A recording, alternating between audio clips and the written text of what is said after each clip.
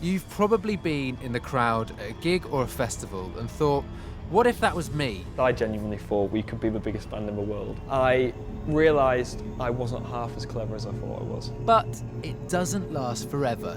So then what? As far as we're concerned, that's it. I just get myself in the right zone because it's just me on stage. You're so far away. I'll always be a kook. You know, I mean, it doesn't matter whatever I do in the future. That's my band. This is what happens after the band.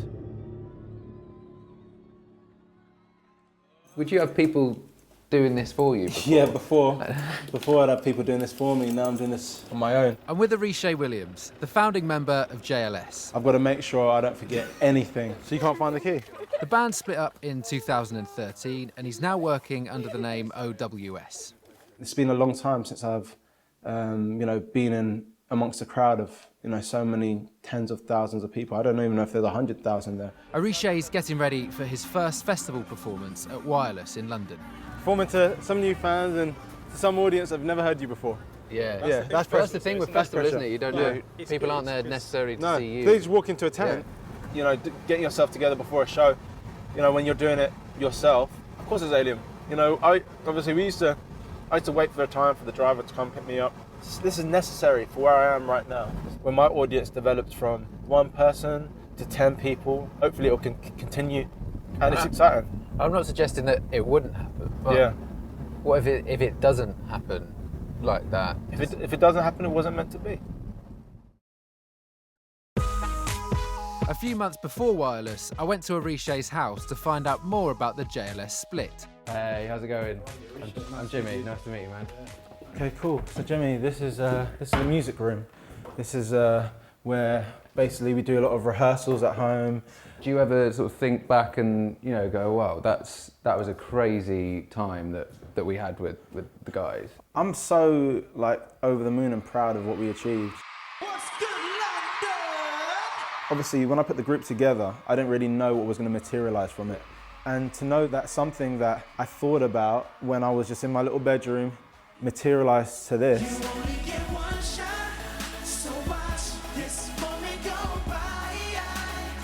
Oh my goodness! How'd you find this? UFO. Oh. So UFO was JLS before JLS. Yeah. Right? Unique, famous, outrageous. I still like that name. So the title for this video is UFO Rehearsal First Writing Session. She's trying to break out of her shell. Aston's reading his lyrics off the phone at the moment there. Nothing changes. We've got the boys. Yeah. There they are. They're there with my mum. That's my favourite picture actually that we've had. She's part of the family. Yeah, well, she would have to be, wouldn't she? Yeah, she's part of the family. Got that sort of picture. She's giving me advice for when you're actually being in a group. Anything that stands out that Beyonce pearls of wisdom? Groups don't last forever, she said to me, and there comes a time where everybody will eventually need to be themselves. Sometimes it's just one of those things where, yes, this is what we've done together, this is what we've achieved together, but actually now's the time for new things. And in the same way you go from school to college, from college to university, is the same kind of progression. JLS was high school days. It was high school days. Like when you're in high school, it's fun, exciting, fast moving, stuff like that. For me, it was enjoying every moment until the very last time that I sang that last word on stage. Do you remember what it was? Yeah. I said something along the lines of, victory after victory. Thank you, guys. Victory after victory, triumph after triumph. We love you. Thank you, guys. We love you. While Arishay works on making Wireless his next triumph, I've come to meet Paul Garrett, who was the original drummer in the Kooks. He played his last gig with the band in 2011, and during his time with the group, they had 5 top 20 singles and 3 top 10 albums, including their debut Inside In, Inside Out, which sold more than 1 million copies in the UK. In the back of my mind, genuinely, I was thinking, nah, this will never work. Genuinely thought that. And it all started to come together. We got into a practice room and we rehearsed Sofa Song.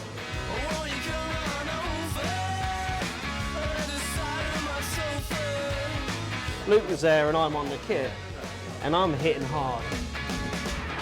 For him to be playing really twee kind of stuff, I think because we were kind of clashing in a way, it made the sound. Yeah. And did you feel like you were a bit disorientated by it when things really started taking off, when Naive came out and that went crazy? There's something slightly before that which is pretty seismic for me, is that, so our first gig, I lost my dad, literally that day. Things snowballed after then, but yeah, it was tough. So when that album came out and things are going pretty mental, what was there a kind of peak at that point for you? Is there one point in particular? Oh yeah, hands down. I mean, I think, you know, for me personally, the peak was Glastonbury 2007. I think playing Glastonbury just under the Killers on a Saturday night, no, I'll be taking that to my grave. That was a great memory.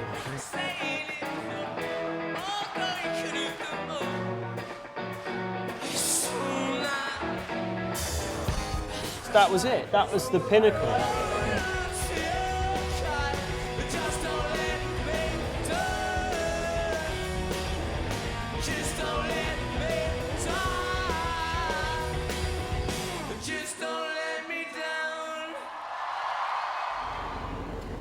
Now, we're on our way to a school which may sound drastically different to the Pyramid Stage, but it's actually only about an hour away from Worthy Farm. We're meeting a guy called Conor McCloyne, who used to be in a band called Kinesis.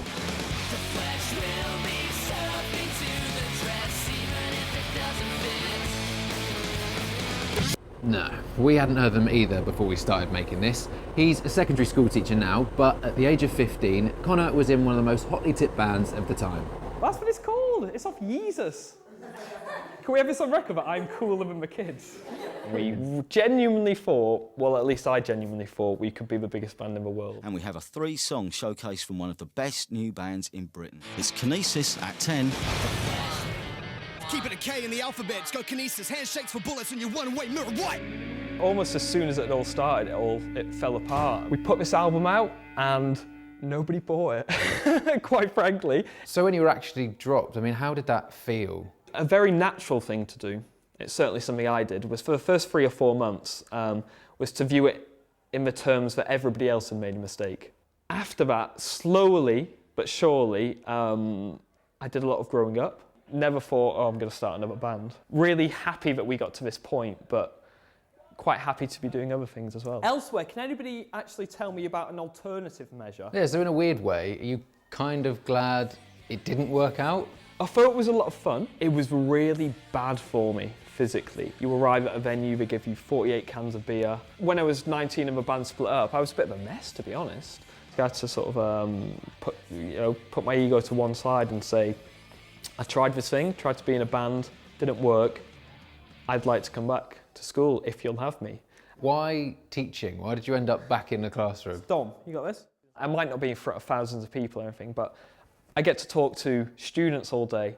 I get them to think and to change their minds and question their beliefs, which in a sense is what we were trying to do with the band. I'm back with Paul, who is telling me about how his time with the Kooks came to an end. Well, it was really hard. So we were playing in America, I remember rightly, and I couldn't lift up my left arm. Now, to play a drum, you have to be able to lift up your arm. Little did I know that I had really bad nerve damage, not only from here, but also up here.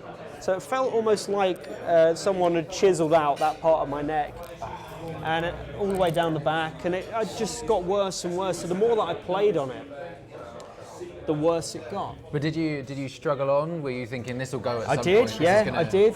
Complete denial, absolute denial.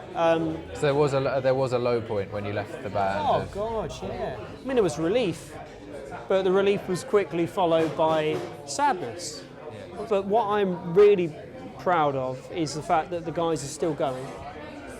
In fact, in some countries, we're bigger than we've ever been, which is brilliant. Like I noticed, you said we. Like you're still very much. Oh yeah. I'll always be a Kook. I mean, it doesn't matter whatever I do in the future. That's my band. At Orisha's, his guitarist Vic has arrived for a practice session. So is this where you guys always practice? Yeah, pretty much. Yeah, we always do our pre-rehearsal here. The rest of the band coming later, but we're going to serenade you, Jimmy. What line? Okay. I won't mess you around again. I swear on my life. Baby, hold on tight, it's alright. Don't let your hand slip out of mine. I know my heart doesn't always show. Well, whilst I was in the group, my voice was too soulful and had too much emotion, a lot of the producers were saying.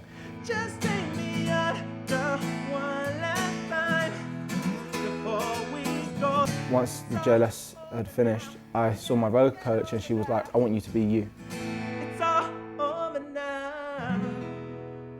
Yeah. You're a little bit set for life, Yeah, kind of thing from JLS. Yeah. So I'm assuming you didn't need No, for this me, to be successful. no, it's not. It's not about the success for me. You know, I'm very appreciative of that. That's what changed my life. So you're not worried about sort of being Orisha from JLS. I am Orisha from JLS. So there's no point in denying that. Like, do you know what I mean? And I don't see why you would want to deny something that was so successful. Paul had told us about a new project, so we went to his flat in North London to hear more about it. That's naive. I mean, does this corridor get? I mean, I don't know. You can't just walk through this. Does it ever feel normal walking down this corridor? Like, yeah, that's fine. You know, if I'm feeling particularly sort of down on my luck one day, maybe I can't write a song or something's not really quite happening, and I look up at these and I go, it is achievable. Yeah. And I get back in the Can room do and I end something up, that people think about, I end up yeah. writing a better song, you know. But, So that inspires kind of what happens in here, I guess. Absolutely. And we sort of built up this band called A Chameleon. It's a band on the face of it, but actually it can be more than that. It can spread as far as film music, co-writing, and also our own thing. Can we hear any of the stuff that you're doing now? No. No? No. Absolutely no way? Nothing. It's in lockdown at the moment. If there was a phone call, you know, Paul, we want you to think about coming back. Would you think about it if the call came in? I'm doing A Chameleon now, that's the thing. So that's my new venture. It's a tough question, actually. It's a really tough question because what you're asking, you're kind of splitting me in half, really. Because, I mean, A Chameleon is my new baby. That's my new thing. I mean, the other thing that I'm embarking on is writing a musical. But we're not allowed to know too much about that. You're not allowed to know anything about that. I'm really sorry. The thing is that if I gave everything away now, it wouldn't be that interesting by the time that you go, hopefully go and see it. I mean, the uber ambition is to hopefully get some funding to put it out on the West End. That would be the biggest dream. But the ambition's never left. I can tell that. It doesn't go. It doesn't go. I'm too ambitious for my own good sometimes, I think. I'm in the car with Orisha and we're about to arrive at Finsbury Park in London. The nerves start kicking in at a certain point. Is there a... Man, I think they're starting to kick in right now. Yeah? The nerves are starting to kick in a little bit right now. Yeah. All these guys are going wireless. Little do they know that OWS is driving himself in the car right next to them. It's the Hornsey Gate entrance of Finsbury Park. All right, thank you. No problem, sir. Do you know what gate X7 is, please, bro? A 3.7, a cheeky 3.7, Jimmy. We're in. My son gets to see my performance, his first show ever. That's amazing. I'm gonna hold that pack. Yeah, you hold that pack while I put on my yeah. jeans. Thank you very much. This is pretty different to a JLS pre-gig. Yeah, massively. Session, isn't it? You know, this is so freaking weird. To get to the stage from the dressing room, we have to walk through the audience. This is me. This is Orisha. This is OWS, Orisha Williams solo. This is what this is.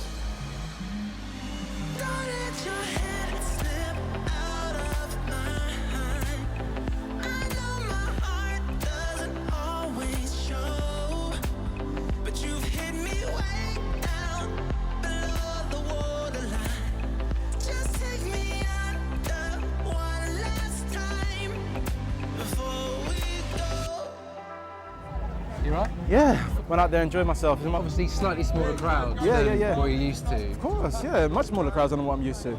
I'm a new artist, you know. As much as people, you know, much I've done what I've done before, it feels like the beginning again. It's going to be hard before it gets good, you know. It's just the way it goes. I want to give people a chance to get into this for the very first time they hear it, not to be forced to listen to it because I'm hanging on to what I did before.